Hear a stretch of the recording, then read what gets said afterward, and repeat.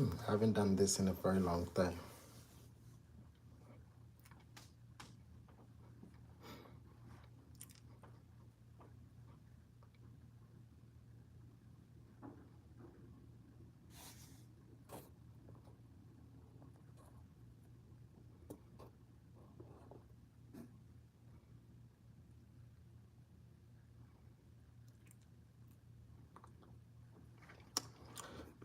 I haven't done this in a very long time. It's been a while.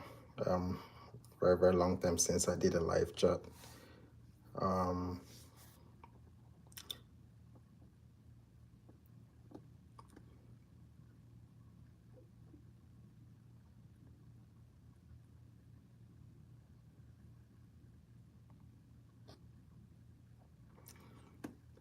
Hello, if you're joining me, I know it's been a very long time since I did this.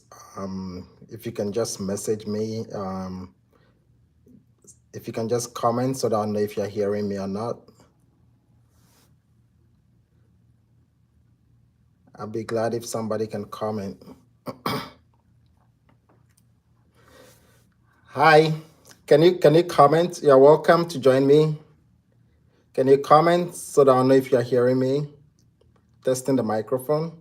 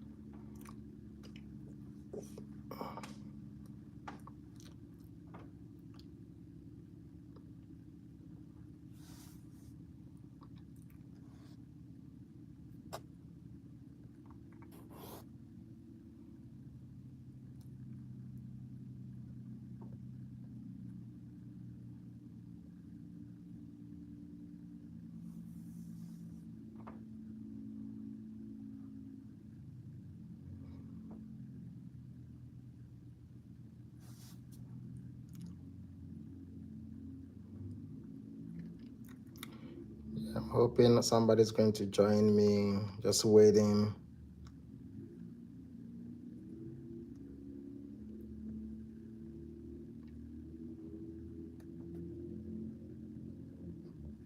Waiting to see if I get some people to join me. Hello, you're welcome to join me. May I know where you are joining from? I'm just here to talk about the whole process. The March process, if you are applying for March or if you plan to apply for March in the future, you're welcome to join me.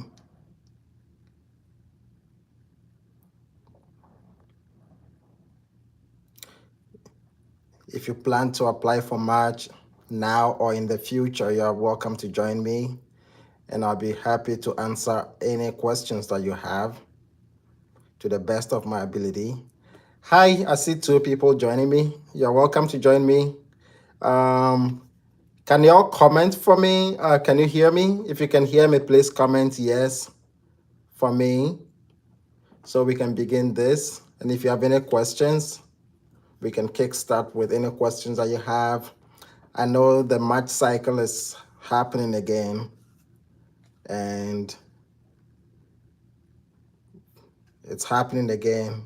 And I know there are a lot of people who are expectant to March next year. I'm here to provide any help that I can give to anybody about the process. I will share my journey. If anybody has any questions, I am here to answer. This is a live interactive, and you can share the channel also, share the link also with anybody who might want to join us. Please comment yes if you can hear me.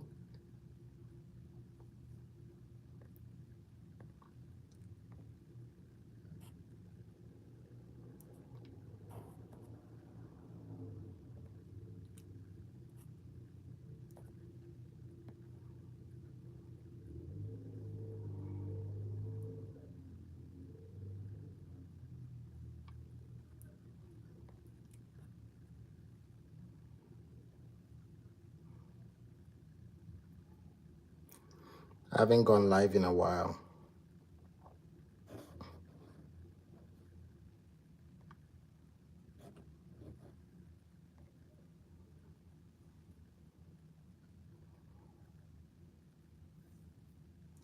I'll be right back. Just need to turn this on.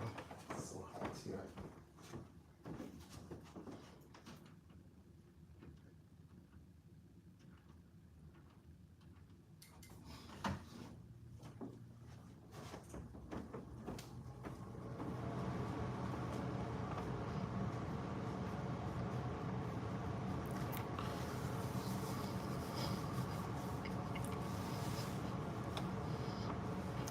I'm still waiting for a few people to join me.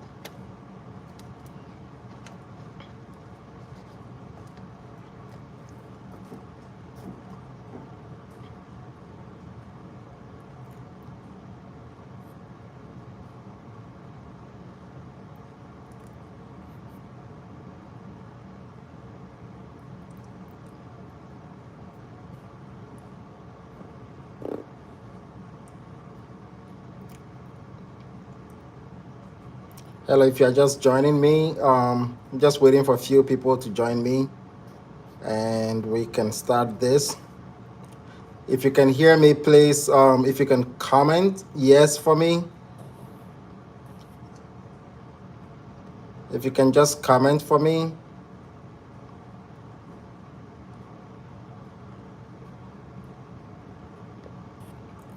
Share this, copy link.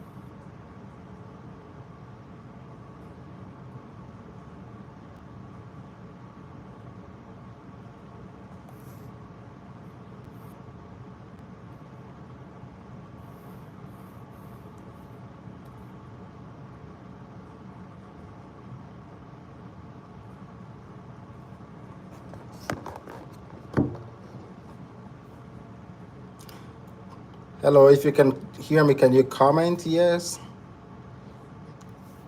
Just want to see if this microphone is working, then we can start waiting for a few people to join.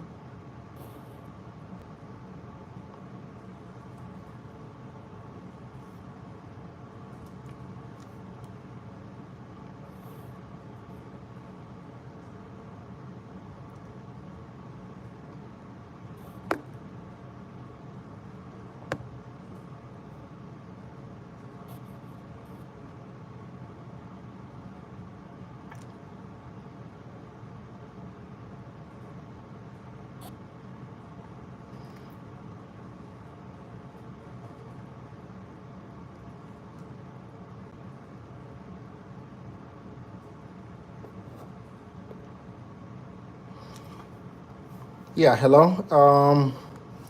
Who is this, Dan? Okay, you can hear me. Good, good, good. Good. Um, Dan, can you, if you don't mind, where are you watching from?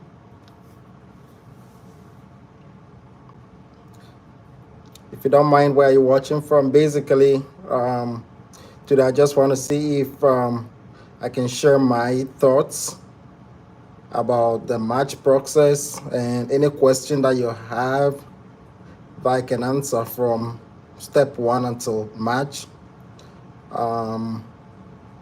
I believe most of you know me already, but if you don't know me, my name is Jerry, PGY-2. And if you don't mind, if you can tell me where you're watching from, and if you have any question, I'm ready to answer.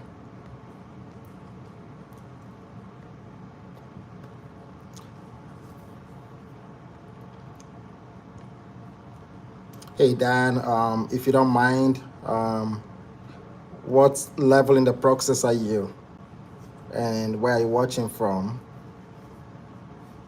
Are you taking steps, or you're applying this year? Are you taking steps, or you're applying this year? No worries, no worries. I can see your message. No worries. I'm right here. Just taking this time off to just interact with my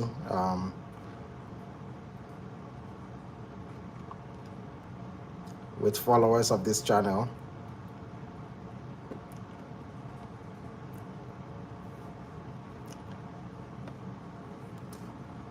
Okay, from US, California, already done with step one, currently starting for step two, I guess.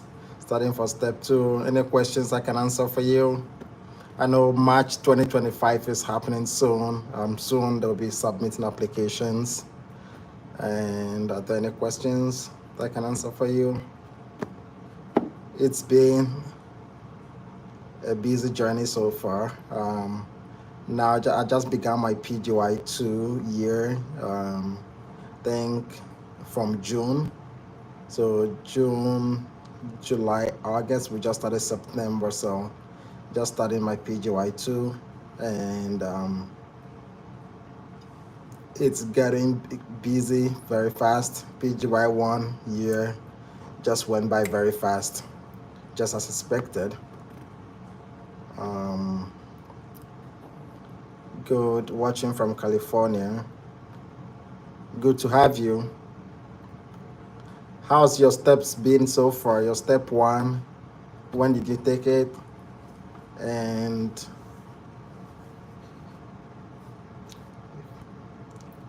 hi everybody, good to see you all.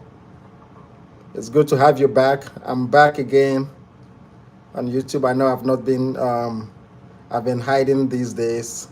Just I was kept busy by residency a little bit, so I'm just crawling out of my shell again, wanting to interact with everybody. Okay, US immigrant, so I've not had so much knowledge regarding the process of studying and applying for residency. Yeah, I believe soon you'll be at that stage of applying for residency. You are doing the most important thing right now, Dan. Most important thing is the steps. The steps are the most important things. And just when you take the steps, as you're prepping for step two, I believe you have a lot of time. If you are not going to apply for 2025 March, then best thing is to also be looking for clinical experience. At this time, looking for clinical experience so that you get both of them hand in hand, so that by the time you are ready to start applying for March, like everything will be set for you. OET, the occupation English test, is also something that you should also plan to take whilst you're doing your step two. Also very important. Hi, if you are joining us, I'll be glad to know where you are watching from, and good to see you again. You can comment in the down in the video comment down below, and if you have any questions, just put it in the comments for me, okay, and I'll be able to respond to it. Okay, let me read this comment. So you're asking, when is the time that I should do my test that I will be still able to apply for the earliest application? And when you say earliest application, which one do you mean? Because the next year March, the current cycle, they are soon going to be submitting um, applications. It's never too late, if you have specific programs that you are going to apply to. If you want to apply this cycle, it means that you should be ready to be taking the step soon, because I think the submission is around 15th of September, if I'm not wrong. It's around 15th of September. So from 15th of September, programs will start looking at applications and selecting prospective candidates. And so you can still take the exams and apply until the day that the programs stop looking at applications. And I think that goes into next year, January, there about January to February, where programs will stop looking at applications. But from my experience, the earlier you apply, the earlier you submit your application, the earlier the programs see, because they do first come, first serve. So those who submit their applications on the first day, programs will sieve through their applications first.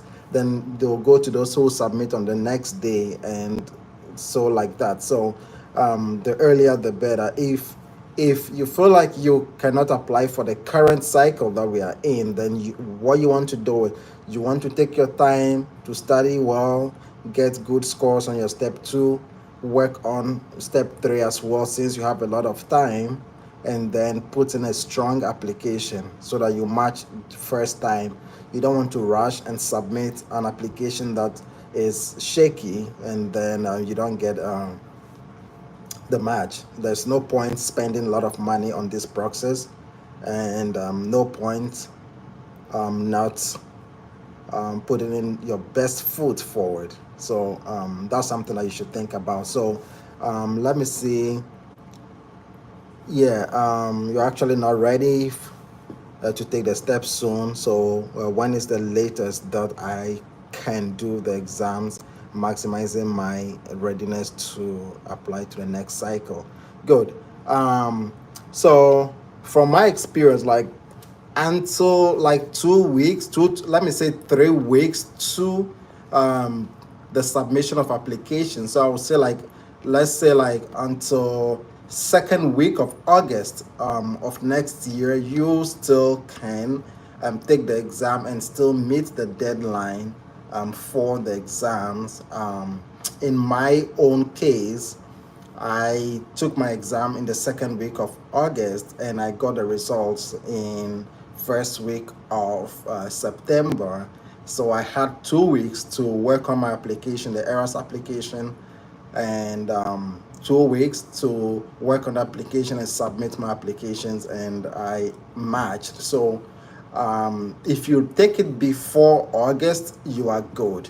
But what you want to do is that you also want to work on other stuff that will help you to match. So say like the OET, as you prep for the exam by June of next year, you should have taken the OET already. By April, May, June, you should have taken the OET so that you clear that off. And also you start looking at pathways, and also working on your clinical experience, and also so you still have a lot of time. I think you have a lot of time to take this and work on your application for next year. There's a lot of time. If say you want to devote like 6 to 8 months for step 2, yes, you can do this. So 6 to 8 months from now, you would have taken step 2. And if you are working on OET also, OET took me about 2 weeks to prep for it. So if you can take like 2 weeks off your studies. So basically, when I was doing OET, I did not take time off. Like I'll study steps, then I'll study steps from like morning until like 2 p.m. Then I will do OET for about 2-3 hours. Then I'll continue steps, and I did that for like 2 weeks, and then I was ready to take the OET. If you get a good study partner, I'll say, or if you get like a good program that you can join. Some people join OET classes online, and some people just do it by themselves. It all depends on you, but you do not actually have to spend so much time on the OET. It shouldn't stop you from studying for steps. Um, yeah, you are welcome, Dan. You are welcome. Yeah, I'm always here to help. If you have any more questions, I'm always here to help. Um, yeah. So it's like that. I believe you have enough time to apply to study, and have enough time to apply to the next cycle of residency. So yeah, good job. You're on track. I'll say you're on track. Um,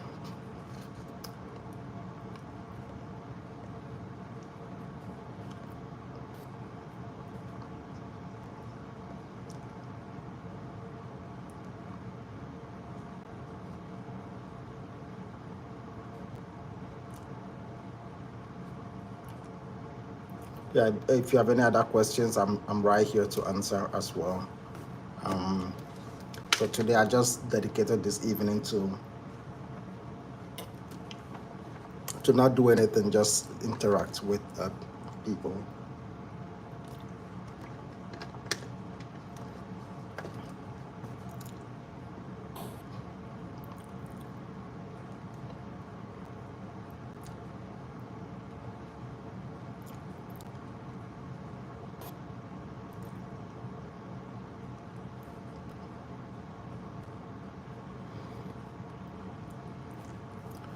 Um, yeah, if you mean, let me see, if this question about the OET, you mean private lesson for OET?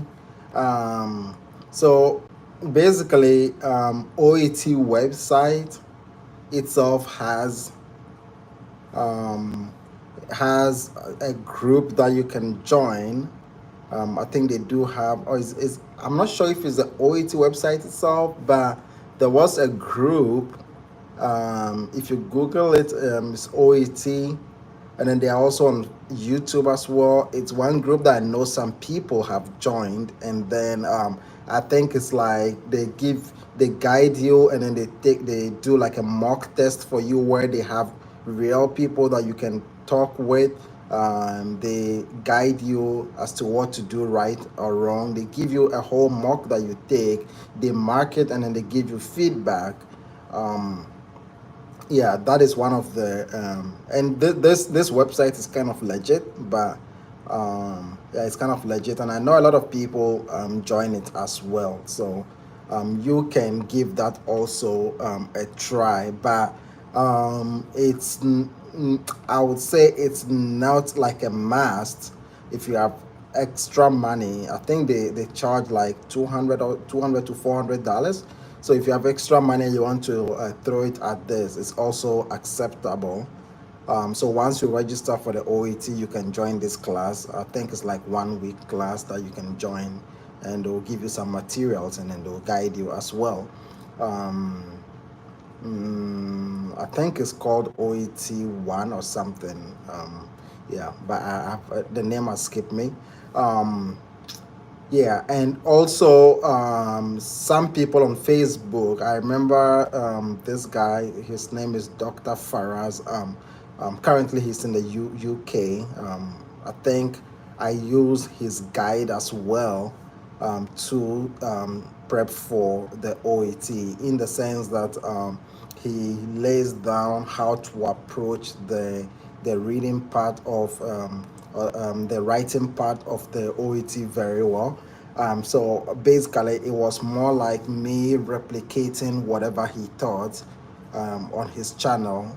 I just replicated that in the exams without any struggle at all. Yeah, and basically, it was like that. So if that is what you mean, yes. You can join private lessons if you like. Also, you can do it all by yourself.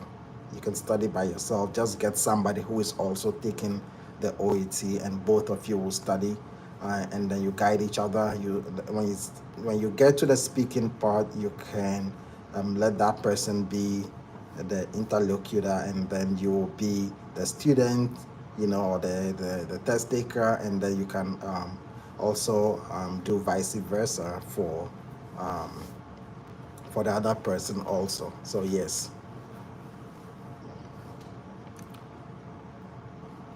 Mm, yes. So US clinical experience is yeah, I would say I wouldn't say it's mandatory. Somebody can actually match without it. It all depends on the program. It's not a requirement by the ACGME. It's not a requirement for people to have US clinical experience. But when you are filling the application, the experience part is part of the application. When you start filling the errors form, experience is part of it. It's not a mandatory like that you put in something, but it helps your case. It's been the practice over the years that people do US clinical experience. So yes, nonetheless, I would say a lot other people have also matched into residency without doing US clinical experience. Some people who schooled in outside the US and have never stepped in the US also match into residency. So it's not mandatory. But if you find yourself in the US, I think it's a good thing to add to your application, and it will help to also speak well for you during your interviews. So, and not just your interviews, like when you finally match and you get to the hospital to work, somebody who has had a US clinical experience can kick the ground going right on the day one, versus somebody who has never stepped in a hospital in the US and has never interacted with a US patient, and has never used the US system to document, to write orders. So it would be a little difficult. So doing the US clinical experience, I think, not just help you to match into residency, but would also help you um, kick the ground going right when you start residency program. So I would say it's very important. It's one of the most important things that you really want to work on. It'll be better to know much about a place that you are going than to not know anything and walk to that place. So yeah, I think it's something important that you should look at. Um, So if you are just joining us, as the topic says on the video, I'm just interacting generally about the USMLE process, from steps, any question that I can answer, to um, residency. If you are new to my channel, also, my name is Jerry. I'm a PGY-2 resident. So yes, you can definitely ask me any questions that, and if I can answer, I would be able to answer. Um,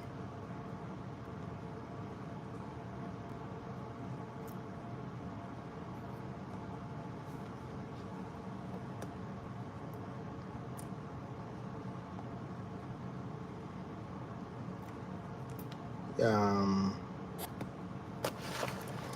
yeah, do I have another question? Okay, so there are more questions that I'm going to answer. Um, Let me see this. also. So let's say I want to get into something competitive. Yes, will it increase my chance? Or yeah, for sure. Like all competitive programs will definitely look at US clinical experience, because anybody who is going to apply for that competitive program will also bring in experience. So just assuming that you are the program director and your program is very competitive, and it means that it's only competitive students that are applying to your program, right? All the applicants most likely are very competitive. So whoever brings more experience, more ingredients to the table, is that person that is likely to match. So I would say yes, it's definitely going to help if you're applying to a competitive program, for sure. Give me 1 minute. Let me just pick my computer. 1 minute.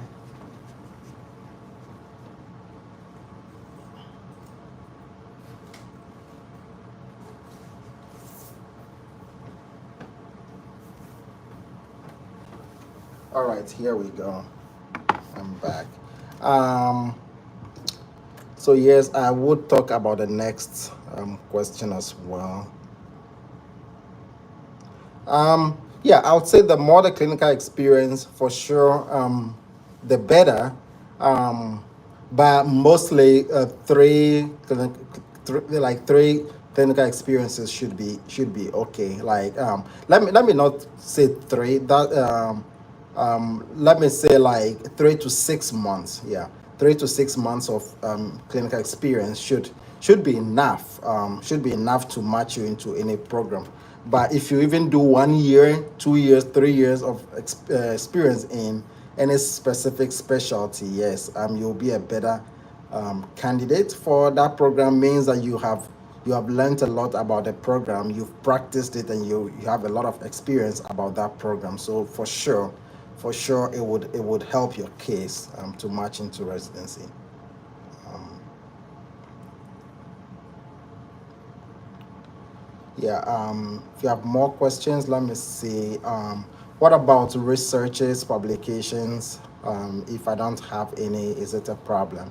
Um, so for this question, it depends. When it comes to research and publications, it depends on the program that you want to apply to. That's what I would say. Some programs do not need a research or a publication in order to match into those specialties. And not everybody who matches into something like internal medicine has a publication. So let's say if I want to go into internal medicine primary care, right? Like I don't need to have a publication to match into that. But if I'm telling the program during interviews that, hey, I want to go into cardiology after my internal medicine residency, then what they are going to ask is like, what makes you think you can go into cardiology? For example, if that program has not had a lot of people matching into cardiology, then it is your research experience and publications in cardiology that you've done before that is what is likely to speak for you. But if you are not going to apply for cardiology, then there's no point doing research in cardiology, right?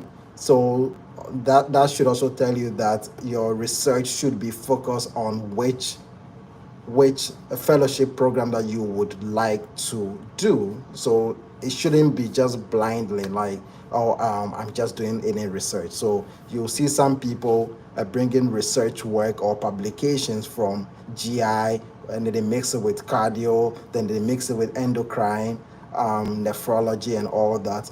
I would say not to mix it, just know which area of specialty that you would want to do after fellowship, and do publications in those areas. I think that would be more helpful than doing it blindly.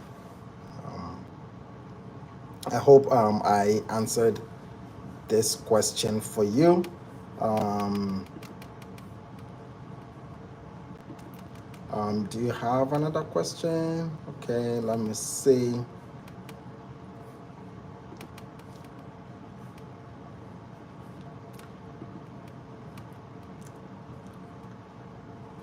Okay.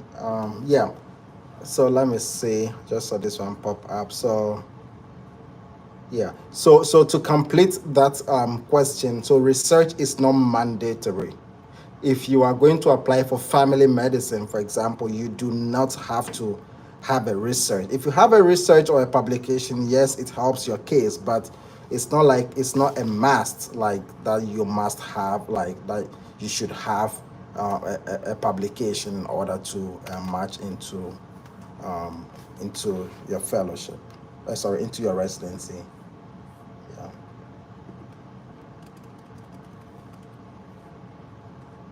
Yeah. Um, yeah. So yeah, I hope okay, let me say I'm thinking about family medicine. Yeah. Yeah. So yes, so thinking about family medicine, yes, I do not think you do not need a publication in order to match. And if you are also thinking about internal medicine, primary care, it's not too far from family medicine. It's just that family medicine is can take care of kids of any age until like anybody of any age. Family medicine doctors are able to treat them. Internal medicine doctors mostly focus on adults from 18 and above. So yes, you do not necessarily need a publication unless unless you see yourself doing more publications during your residency in order to match into a specific fellowship, then yes, you need that. um,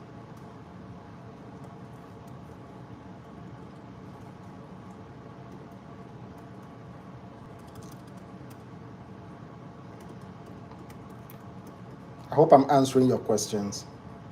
Um,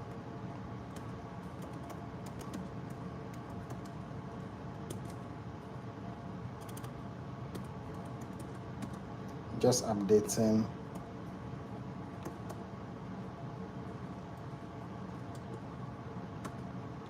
Cool.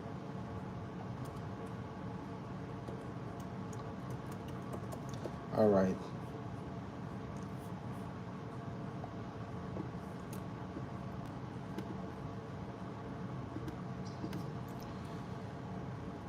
All right. So that is it. That these are some of the things that you can be thinking about as we just spoke about. Just work proactively. Just work proactively, and you can match. Cool. Cool. Yeah, I'm glad I answered most of your questions. If you have more questions, and you can share the link also with your friends to join the chat, it would be helpful. Um, yeah, it would be helpful. And if you are just joining us, you know the drill. We are just interacting about the whole USMLE process. If you have any questions, feel free to ask, and I'll be here to answer with the little time that I do have. Um, Will the video be live after? Yeah, I'll put it online. I guess. Yeah, I'll make it public. I'll make it public so you can share with anybody. For sure. Um, yeah, I'll make it public for sure. But I think some of the comments that you put out there is what will not show after the live video. The comments would not be part of the video when I make it public. So yes, you will have it.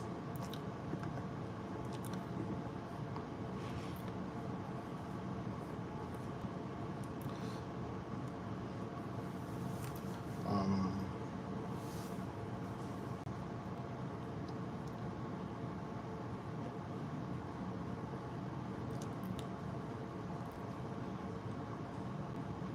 so if I want to share my story briefly, I am an IMG. I'm an IMG.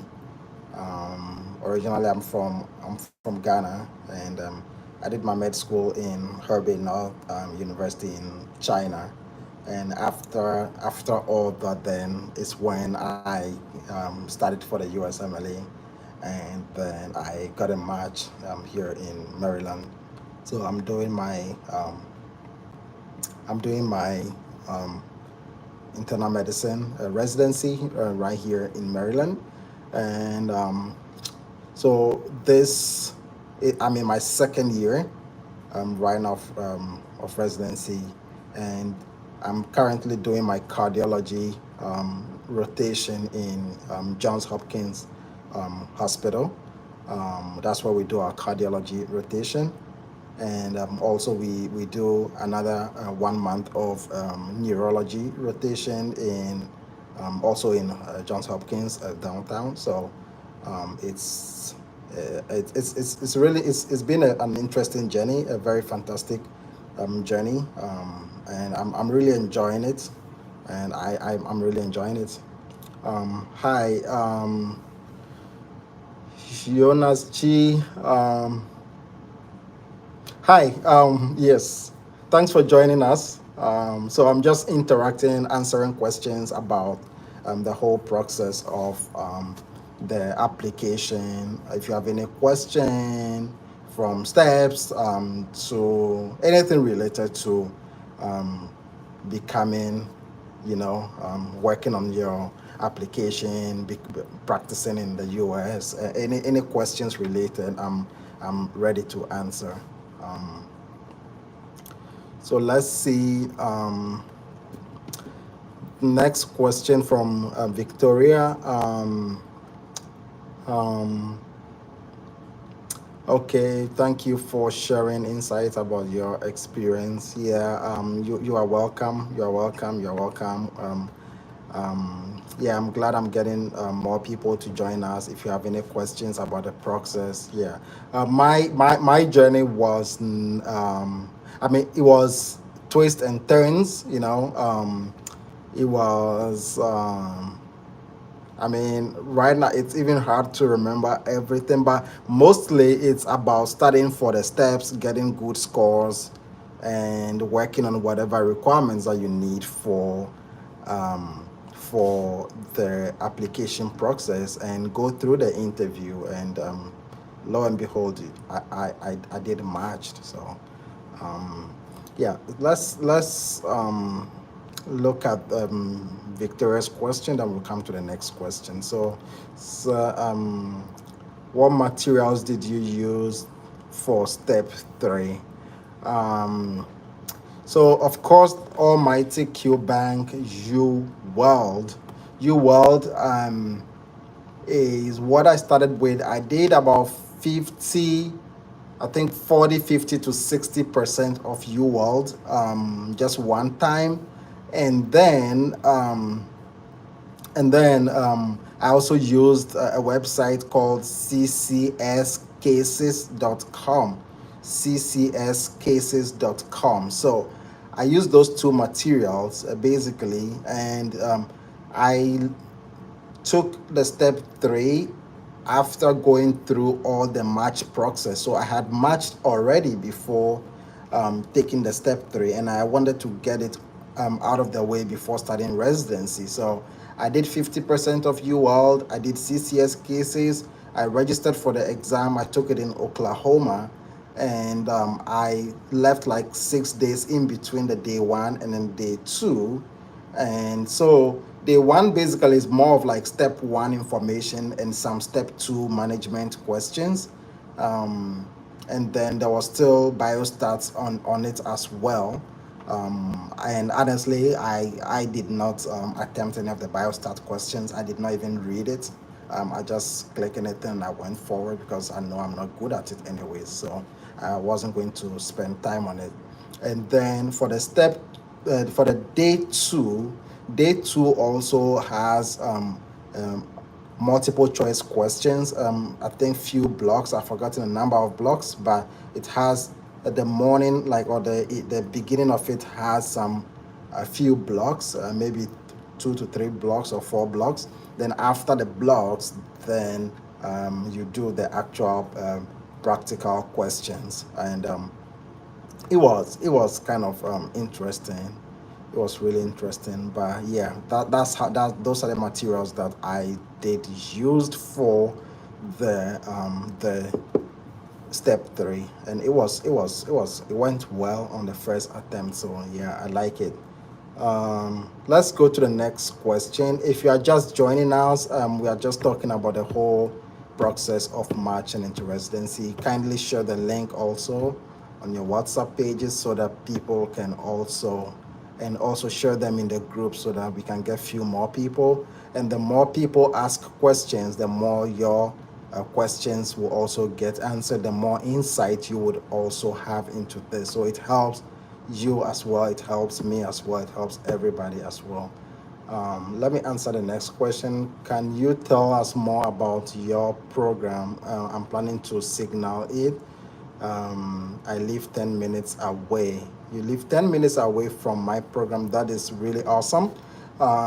So, about my program, as you know the name already, it's called the Greater Baltimore Medical Center.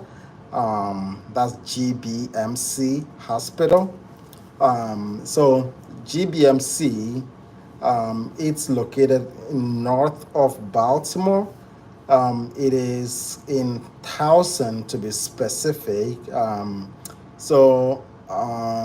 me say Towson is around the Essex, Parkville, around Kearney area, north of Baltimore.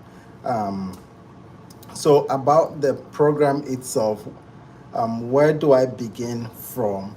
Let me start from the hospital, then we come into the program itself. So my hospital, generally it's the culture is mixed. We find we have all groups of patients. We have patients who are Asians, we have black patients, we have Caucasians, we have like just name it. So our patient population is a good mix. So you get to see all groups of patients. Um, Now the workforce is also mixed. You find all groups of all race of workers also, and then when you come to the facility itself, so we do have an ICU. That's the highest level of care that we do have. We have a small ICU. We have the surgical ICU, which has about think about maybe almost about 13 beds, I would say. And also we have the medical ICU, which also has about, I would say, also almost the same number of beds that we have in my hospital. So, and then we have like progressive care units as well. And also we have like a psych unit as well. We have the medical floor as well. We have, yeah. And then otherwise, we have orthopedic floor as well. We do not rotate in the orthopedic floor. And then we have a whole, so we have the medical floor. We have where one floor is mainly for our residency program, where residents the team is made up of residents, right? And then we have other floors that are made up of hospitalists from that'll be in another unit as well. And then we also do have what is this? Yeah. So we also do have different departments that we can consult with. We are working with nephrologists. We are working with infectious disease. We are working with surgeons. We are working with cardiologists. We are working with neurologists and all that. We for sure do not have a cath lab in our facility. So if anything, if a patient needs like a PCI, or we'll have to like transport them out of the hospital. We don't also have like a stroke center, so if somebody needs like a thrombectomy or something, we can take care of like acute stroke. But if it comes to the point where they will have to go in and remove like a clot from the brain, or they'll have to do like an um, open brain surgery, then we'll have to transfer them to Hopkins Hospital that is not too far from our hospital as well. We also have the emergency department. Basically, that's where most of our patients, or almost all of our patients, come through. That's the door to inpatient admissions. And so on a typical day, I would say so we have residents who admit patients through the ED, and they admit them onto the floors. Then we have a team of residents who are also taking care of the patients, and we would also usually have like the interns on the floor, the first years, on a typical day, so as the senior resident admit, they also give to the interns to help them also learn how to admit patients. On top of all this, we also have the outpatient unit, or the outpatient clinic, where we have residents rotate through the outpatient clinic every 6 weeks. So every 6 weeks, I will go to that clinic and then take care of patients for 1 week, and before I come back. Yeah. Our schedule is a little bit, I'll say it is intensive. We have inpatient um, we have inpatient schedule, and then we also have outpatient schedule. Then we also have like elective schedule. So there's a good mix. The most intense ones are when you are working in the ICU, and also when you are working on the floors, the medical units. It's also those are very intensive. Elective, also when you are on elective, for example, you work with a consultant, so you can be on GI elective, where you work with a GI consultant. So basically, you will be the you will be working and relaying information in between the consultant and also the team. So if and when you are on the elective, you are covering the whole hospital for the or with the consultant. So they send you to go see the patient, and then you write the notes, you build your plan, you come and present the plan to the consultant.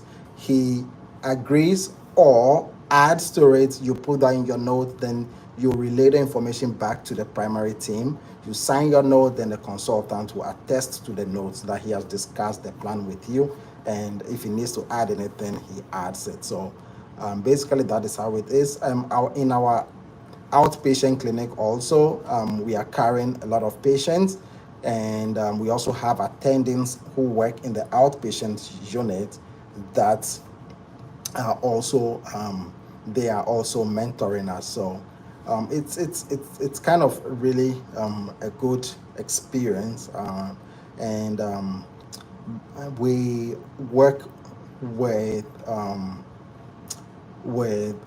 I'll say basically our practice is standard, and it's the same as what you see everywhere, because we use the current guidelines of practice to practice. So everything is like evidence-based practice. That's what we do. Hi, if you are just joining us, hi, I'll say hi to you. And so we are just talking here again about the process of becoming a resident, or yeah, just talking about the whole process and interacting. So if you have any questions, um, I am here to answer. Now, let me go to the next question so that I can answer it. I hope, Jonas, I hope I answered your question about tell me about your program, and I hope I did. Um, oh, that's really cool. You attended an open house. That's really cool. Just hope that the information I provided is not too different from what you heard. I'm going to answer Victor's question. He's asking, and so I'm reading from my computer, so my eyes will be a little bit away from the camera. So for step three, the UWorld and the CCS cases is enough without stressing about using an additional material like first aid, sketchy. No, you do not need sketchy here. I think sketchy has done its work in step one and maybe in step two.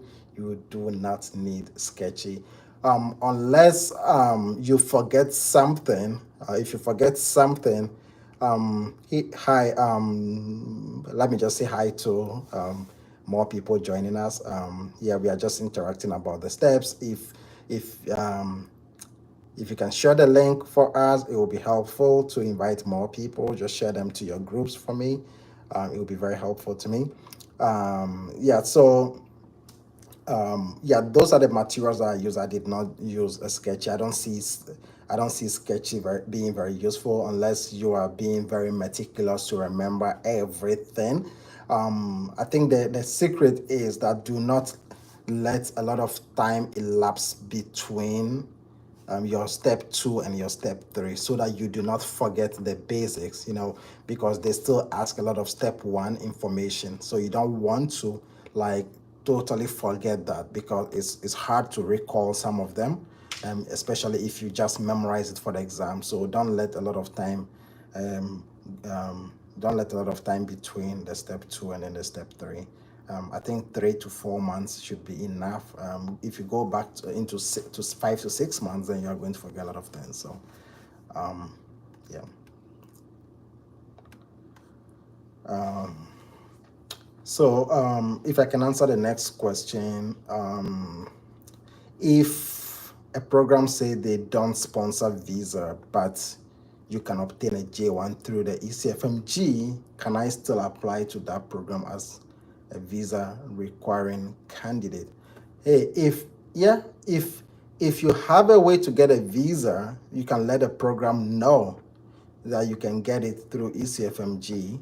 I don't actually know how that works, but if you are able to get a visa anyhow, you can let the program know. I would say initiate that process ahead of time if possible, so that you can finish the program that letter that ECFMG is granting you that, and then that would be a good thing for you. Yeah, that would be a good thing for you.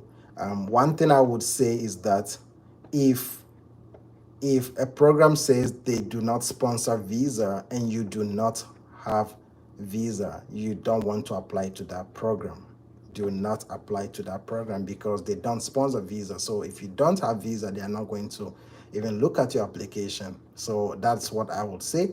But if you have a visa, then the strategy I will give you is to apply to programs that do not give visa. That's another strategy. So if the programs do not give visa and you give a visa and you have a visa, then you want to apply to that program because you have less competition in that program. If the program gives visa, then you will get more people applying to that program because a lot more people do not have visa. So they would all be trooping into that program and you don't want to apply to that program. So that is another thing. But also, nonetheless, if you apply to a program that does give visa and then you have visa, then it's also a plus. They are likely to also look at you first. So you should be strategic in your application. Let's see the next question. Okay, you attended an open house. Um, Oh, you mean my description was as good as an open house? You are welcome. I'm glad I was able to answer your questions. And spending more than 1 year in my program, I think I have a lot of yeah. That's one of the best ways. Unless there are specific questions that I can answer about a program that I did not touch on, then I can add the responses as well. Um, so let's see next question. It says, regarding visa, do you think I can apply for residency with a B1 visa, like a tourist visa? Definitely no, it does not work. This goes against the laws, because B1 visa does not allow you to work, so you cannot work with that. It wouldn't work.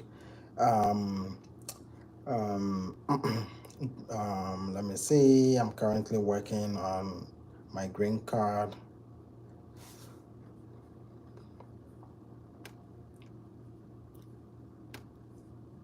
Yeah, so you say you are currently working on your green card. So if you have knowledge on this subject, so I do not have a lot of I don't have knowledge on how to obtain visas. I have actually, I would say, zero knowledge. I've never guided anybody to get a visa before, so I do not have knowledge on how to obtain visas or change visa status or all that. I do not. All I know is that if you match into a program that provides visa to people, then once you match, they would work on that for you. But sometimes it also depends on your home country that you're applying for, you are getting the visa document from, because I know one or two people who did not, um, after the match, they were not able to secure visa from the embassy in their country. So it's also something that you want to have in mind. Yeah. If you are just joining us, thanks for joining. We are just discussing about the process of matching, from steps to matching, residency, anything. My name is Jerry, a PGY-2 resident in internal medicine. So let's see, next one. Is there another way to increase my chances other than signaling the program? So basically, signaling program does not really, it's not, it doesn't really do much.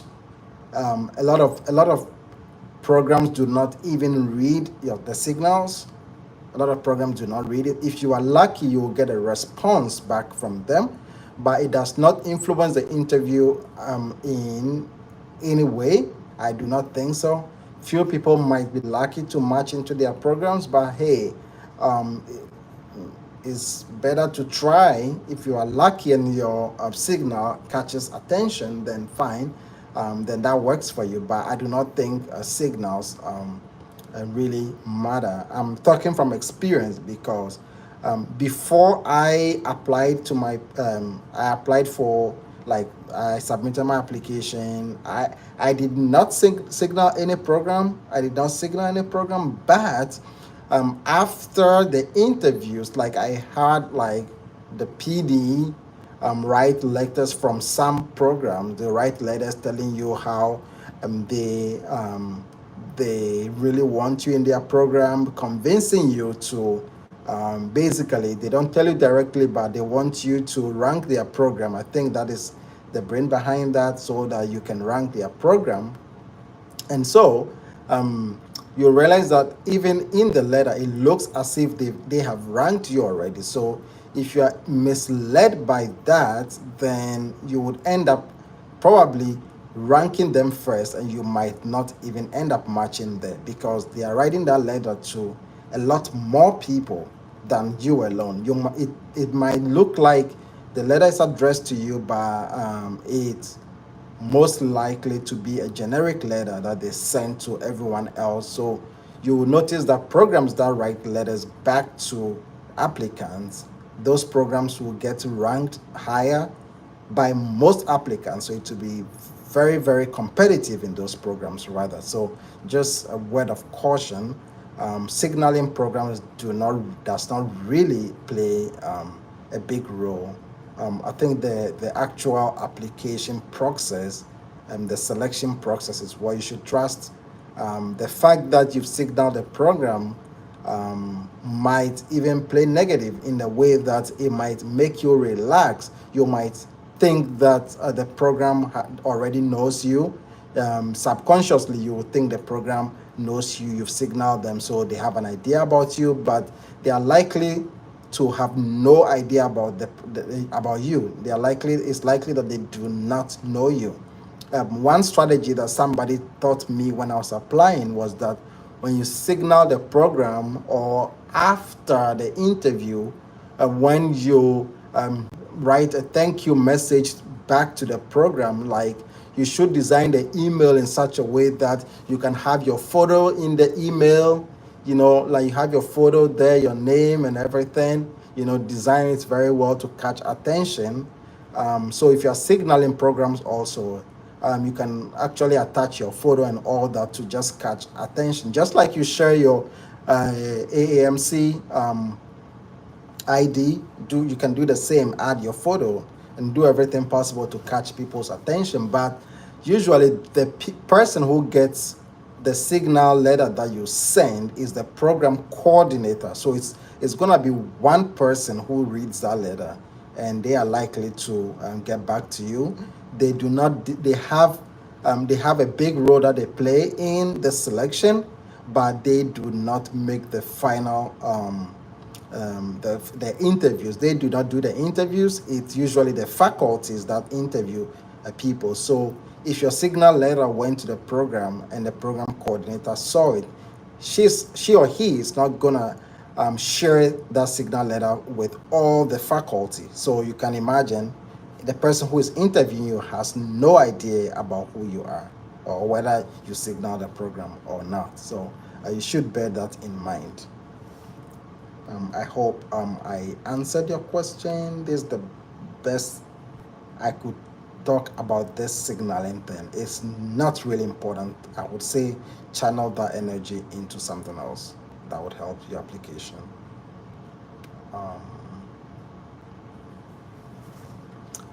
If you ask me what other thing would increase your chances, I think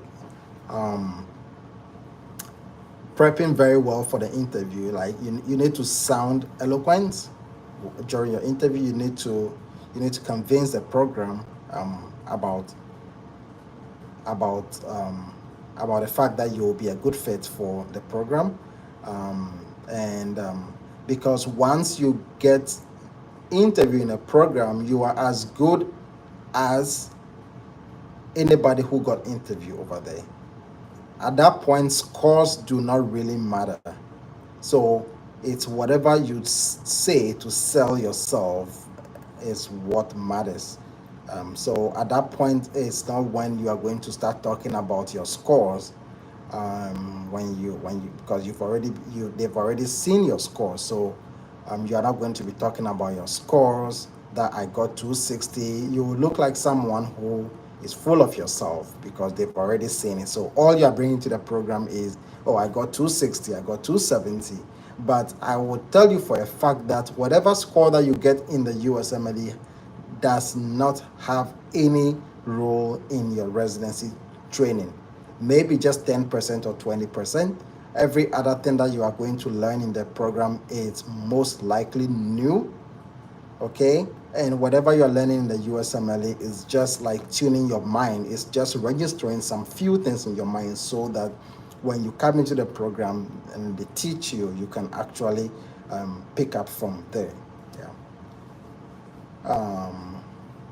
Let's go to next question. If you are just joining us, my name is Jerry, a PGY-2 resident. And I'm just interacting. If you can give me a thumbs up, that would be helpful. Let me read the next question. Are there residents in your program that are visa requiring that came from home country, or is GBMC just for US citizens or residents? So yeah, my program provide visas for students. I have, I would say, like probably if you take the categorical, 90% of people in my program are visa requiring. 90% of people in my program are visa requiring. So GBMC provides visa for people. So yes, if you are visa requiring, you can apply to GBMC. If you are not visa requiring, you can still apply to GBMC. So yes, that is it. I hope that answers your program.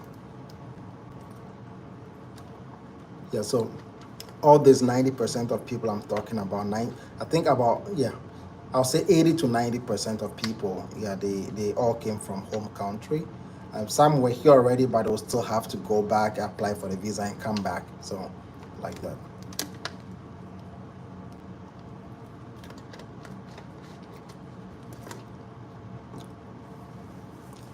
It's past 1 hour of interaction. If you have any more questions, we can do those questions before we leave.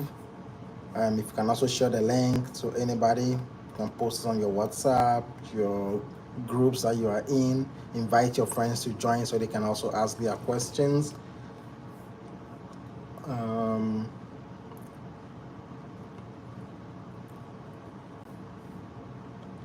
Okay, next one. Do you know something about spouse visas? So, like, if during the process, can I apply to? What do you mean by the other part of the question? If you can be clear about it, the other half of the question. But I know, so is it like when you match into a program, will your spouse get a visa? Is that what you mean? If that's the case, um, I think they are able to facilitate that so that your spouse can also apply for a visa. The same visa that covers you, your spouse can also apply with the same documentation, and then your spouse should also be able to get a visa. So, yeah, I know a few people who were able to come with their family to join them here, and their immediate family to join them here based on that visa. So if that's the question you're asking, yes, yes, and yeah. So once, let's say, if you match into a program and then they are processing your visa, they give documents to cover your I think your spouse and also your kids. They also qualify to join you right here.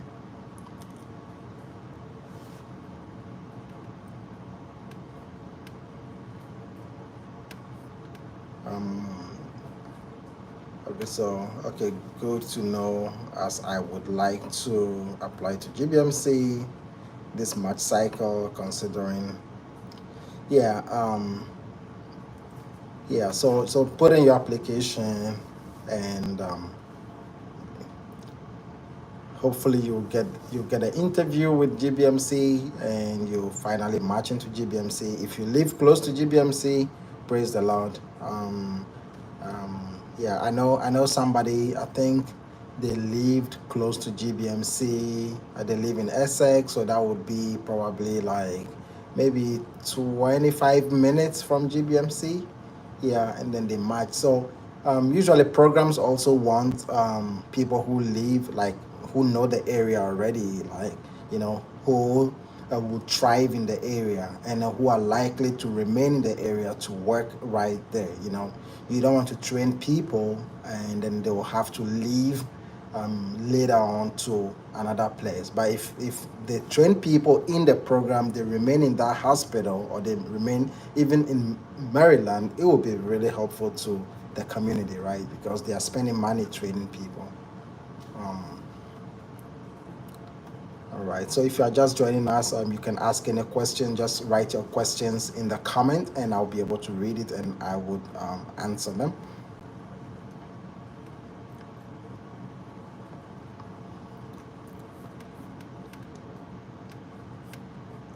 And if you haven't subscribed, also please click the subscribe button as well. That will also be helpful to us, to me. Let's see.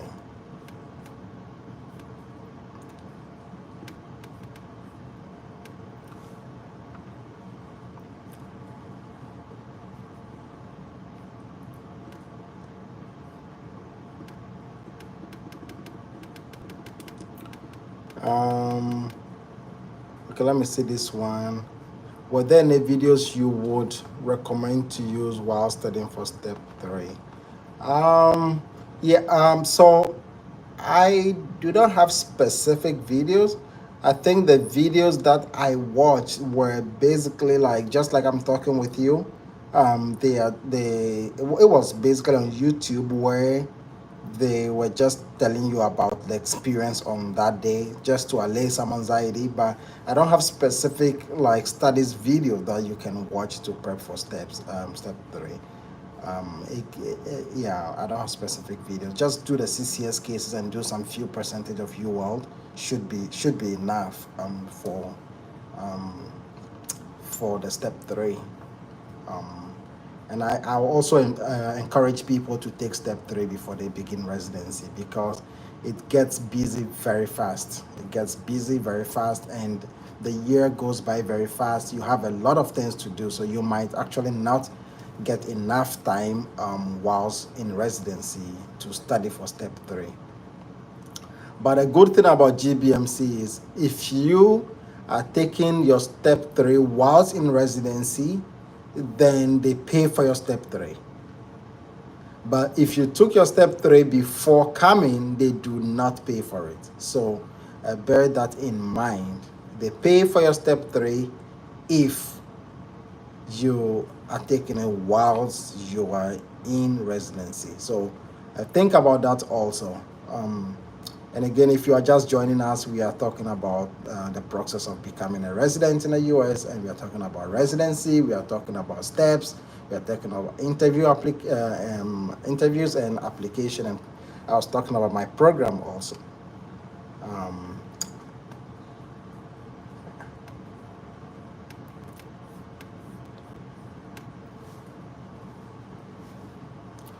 all right, let's see. Next question. How much time of studies do you think is enough? So you say you were taking step 2, if that's what you mean.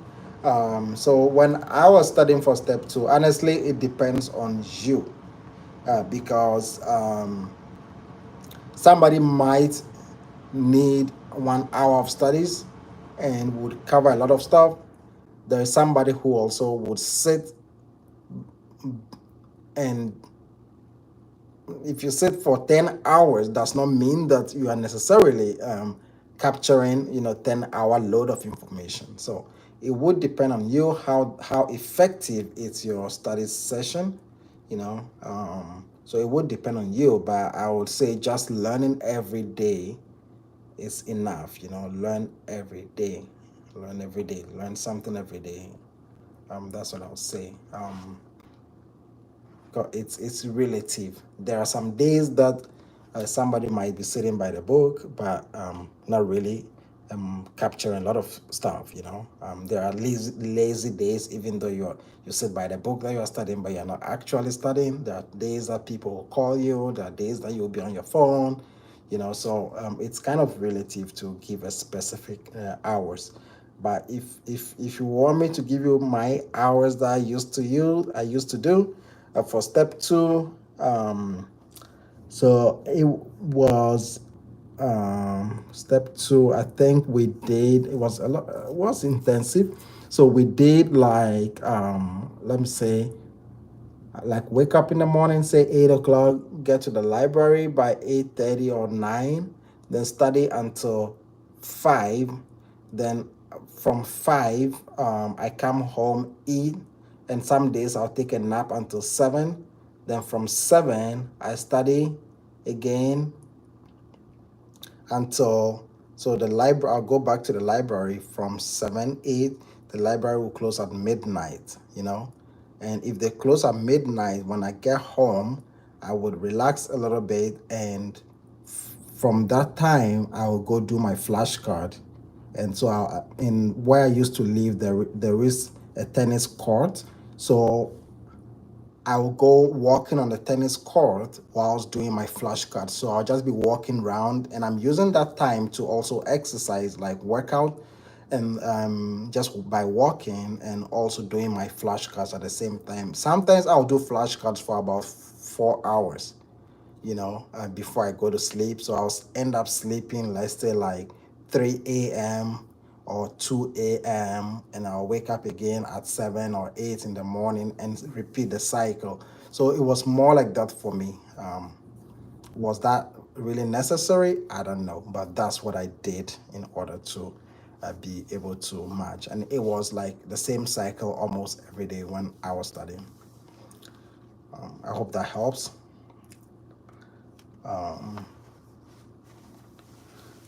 I okay, again, I cannot say like 3 hours is not enough. 3 hours of studies could be enough for somebody.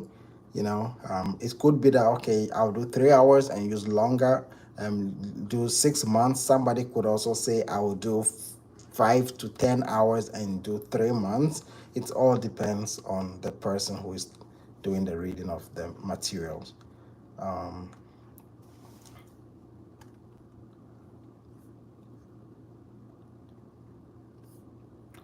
All right, friends. I believe today's session was a good session. If nobody has any further questions, then I would say it's 9 p.m. right here, and I wish all of you the best. I'll come again if I have some time, maybe tomorrow or this weekend. I'll come again so that we can do more interactives. And all the best. If you have any question, just you can email me or you can just leave a comment under the video, and hopefully I will be able to answer those questions. Thank you, everybody. And I'll just pause for a few minutes if you don't have any questions, and I'll just end the video. But if anybody has any questions, I'll be able to answer. Thank you, everybody. Thank you so much. Thank you so much. Thank you. Thank you, Dan. It was an honor to speak with you as well. Thanks, everybody who joined. Kindly remember to share this information with your friends, share the link, share the channel. There's a lot of good information on this channel that people can watch. Share them in your groups as well, Facebook, on Instagram, WhatsApp, and all that. These days there are TikTok, but I do not have a TikTok account yet. Um, yeah, I don't know. I learned there is a lot of good information on TikTok, but I do not have TikTok yet. So maybe in the future I'll be able to do TikTok videos. Yeah. Thank you so much. Thank you so much. Thank you so much, everybody. Thank you so much. I'm really glad I was able to do this today. I've not been able to interact in a very, very long time since I started residency. I think I did 1 or 2 live videos, but I think I'm back again. All right.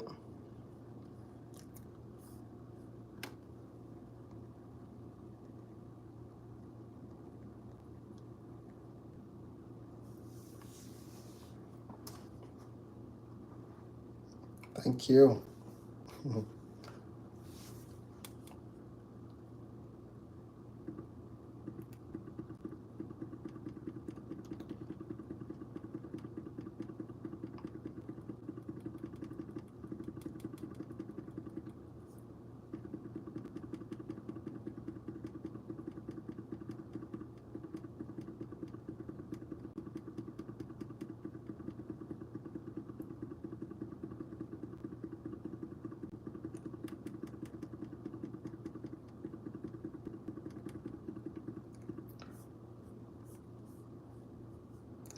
All right, I'm going to end it now.